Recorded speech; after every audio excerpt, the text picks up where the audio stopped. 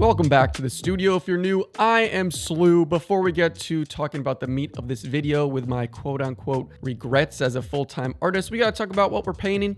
We're doing a self-portrait. Haven't done one in quite a while. I'm feeling the need to paint. Haven't painted also just for fun. It's been more serious projects recently, so I just want to let loose.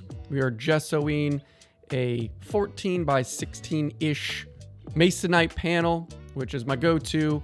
I have another little oil painting sketchbook, but I wanted to make this a little bigger, so this is a bigger formatted size with some gesso, and we're also going to just use some oil to ground it to remove the white. Pretty standard stuff here that I do for almost all of my paintings if you're new, but if you've seen my videos, you probably know this process by heart. I need a photo of myself. I love photography, and I use actually just snapshots from my video camera because it has great quality and dynamic range. So I just spend some time moving the light, moving my face, being picky and weird about what I want to paint, which is myself. But there's no better model than yourself. So it's a fun time. If you've never done self-portraits, highly recommend it. I brought this little LED lamp to give some nice rim light. Again, if you know my style, you know I love some rim light.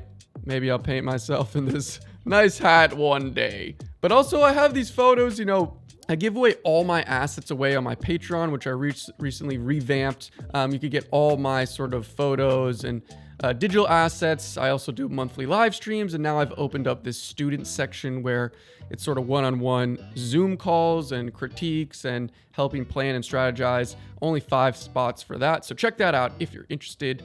We're gonna set up the painting zone with the palette and all the materials. I love oil painting, by the way. Oil is my favorite. I do use acrylics. I do use spray paint. I paint murals.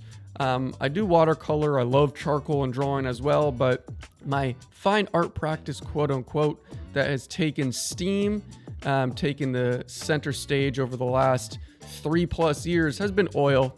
And my intention with today's portrait, which is just fun, nothing serious, is to be loose, to be wacky, using very chromatic colors and a chromatic palette, which means high saturation.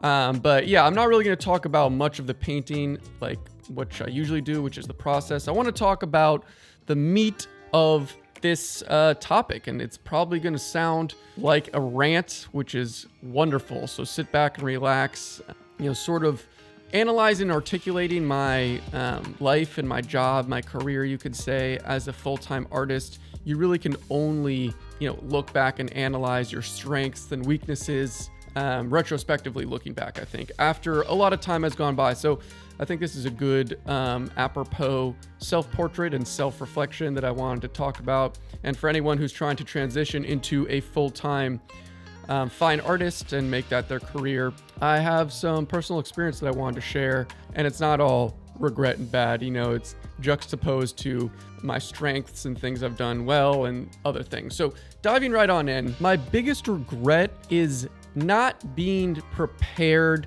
and strategizing and being organized for sort of the opportunities that lay ahead. So that goes both ways, and you have to take a grain of salt with everything I say from here on out because it's sort of my story, my unique situation. But I wish I was more prepared and business savvy and organized in the first year or two of that transition, because I was basically shooting from the hip. My story, or my transitional point, I was doing fine art and painting and murals and YouTube pretty seriously for like 3 years. And then August 2019, a couple of my videos blew up. I got 80,000 subscribers overnight. My YouTube videos went from 3,000 or 4,000 views per video to averaging like 30,000 to 60,000 views. All of a sudden I was making more money. I had a lot of sponsorship opportunities. And so I was just like, let's go, let's do as much as we can. And I was just shooting from the hip. And for like a year or two, I didn't really have a plan like I do now. Right now, because I've done this for way longer and more time and experience and asking friends and understanding business and making my own business, starting my own art school. Also, you learn these things. I'm way more pragmatic. I'm way more meticulous. I'm way more organized, and I have more goals and goal objectives, like weekly goals, monthly goals, to-do lists, very meticulous planning, strategizing, all of these things that I, skills and abilities that I learned over the years. And you can't learn it overnight, right? You can't just say, okay, now I'm going to be meticulous and strategize and plan and incorporate these optimized things.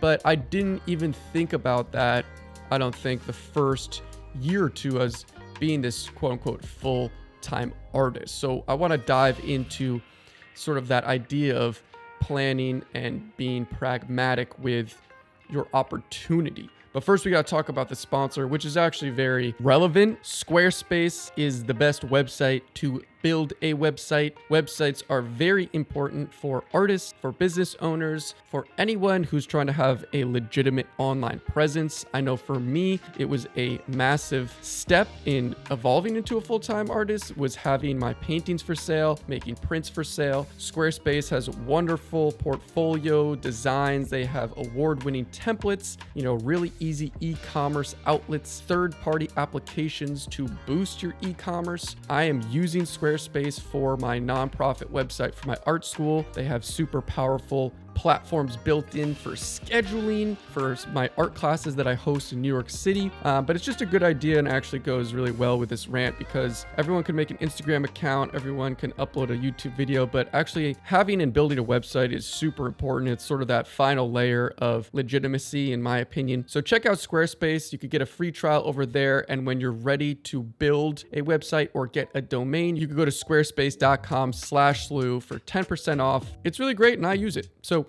back to this idea of organization and planning, there's like a huge fractal tree from that. And I want to be, specific and also generic for all the people listening if you are transitioning to this full-time artistic route. And that may be through YouTube, through social media, or you're just in your town trying to do museum galleries or local fairs, or you built a project or product and invented something. I don't know. I'm trying to be as generic as possible and not pigeonhole just YouTuber and painters. I think that's really important to understand that these things I'm talking about can be sort of used unanimously through any, self-startup business and everything. And that's not to also rip on myself back then. Like I was doing the best I could when I started and I got this opportunity. My dream was to become a YouTuber. So I was really like grinding and killing it. I'm really just talking about understanding this formulaic approach. And I want to really separate this creative outlet, which is painting and expressing yourself through artistic mediums. And then also, being a business owner and using your skills and craft and imagination to make money and to sustain a business and to support yourself. So there's two different things I want to differentiate. I should have said this before. And I'm talking more about the business side because, everyone has their own imagination and skills are skills. It's just how you incorporate that and how you mix, again, I use this word pragmatic approach. And like I said, this formula to benefit you, to lay out a track, a formula, whichever that may be. For me, again, it's YouTube and content and painting, and to incorporate that from an early stage to blossom throughout months and years and to build on this rapport you have with yourself and sort of this now crazy personal attachment. You have your personal creative outlets that are really fun, and it could be your hobby and passion, but now it's mixed into this career where you have to grind to make money. And that's another topic for another time. Ranting so hard right now. Really just being aware of, okay, I have these things, I have these skills. How am I going to lay out a month to benefit me, to either make more money or grow on social media or contact more people to get interested, experiment within my craft? That's another thing to invest in, not just organizational strategy, but time to experiment and produce other types of works to penetrate other markets. I don't want to act like I know it all, like I'm just really ranting here, but I think, like I said, I didn't have any of this awareness, or maybe I thought I did, but it didn't come out in practice. So you have to be really tangible with these intentions, and that doesn't mean stop painting and just study business and look at all these people making so much money. No, I'm just saying on top of developing skills, you have to develop business skills. That's what I regret. And now, conversely, bringing around happily conclusion, I am very pragmatic, and I feel like I'm more organized than most of my friends that I know, and I'm sort of hyper aware of my schedule because I have to schedule myself. You know, I don't work at a 9 to 5. There's no institution over me.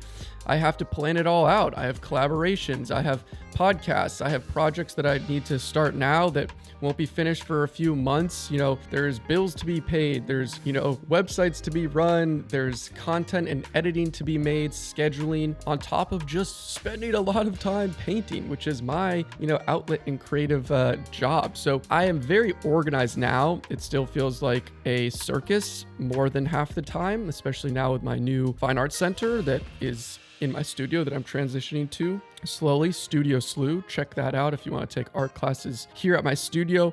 I really only did learn it through strife and struggle and hiccups along the road. But I think if I had someone telling me, hey, think of it like this, you know, and start thinking about it now, and you'll just be in an even better place moving forward. It's a snowball effect. This idea of strategizing and planning and being on top of yourself with time. Managing yourself, it's important. Full-time artists, you know, whether you're getting millions of views on YouTube or you're selling paintings for tens of thousands in galleries, there's always room to be more meticulous and analyze sort of your output and your path and your goals, and then creating tangible strategies to achieve those goals. This self-portrait was a journey, very chromatic, pretty fun though, and I hope you enjoyed. If you listened all the way through this rant, comment the word pragmatic, because I feel like I used that 1,000 times, and then ask a question and I'll hopefully answer it, or, you know, comment what you're going through trying to transition as an artist. Or, you know, a lot of people have taken the path of not transitioning to full time, which I think is completely admirable. I know a bunch of artists who maintain their 9 to 5 jobs and do art pretty seriously on the side, and I think that is such a great call for a lot of people. The full-time artist is not the correct path for most people. But I'm just curious what you guys think. Was this, you know, easy to follow? Does it make sense? Just let me know, and expect some awesome videos coming down the pipeline real soon. Check out the Patreon if you want, and check out Studio Slew if you want to take art classes here. All awesome stuff. The fall is going to be really amazing. Nothing but love. See you in the next video. All right, so for those who are wondering or care, that took longer than I usually paint alla prima. This was like 4 hours. I even worked on it a little this morning, just like 20 minutes. A couple things with this left eye, but I do like it.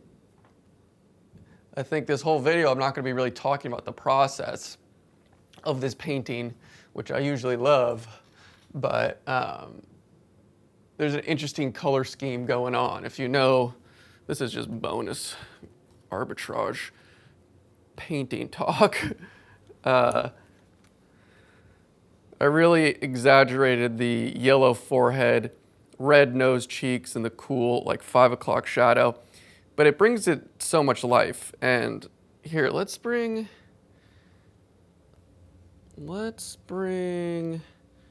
the colored, let's bring this colored version. And you can see it might be overexposed on this camera, but you know, there's a little more life in this, I feel like.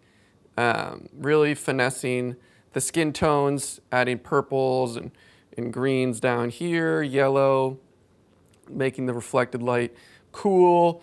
I don't know, this is a good high quality digital photo of me, but this as a representation of a painting, I know I really enjoy. There's some wonkiness, the mouth, oh my gosh, mouths are the worst. But yeah, that's my self-critique. I think it was a great, fun experience, and I guess that's all she wrote. It's like a heat wave in the city right now, so very hot.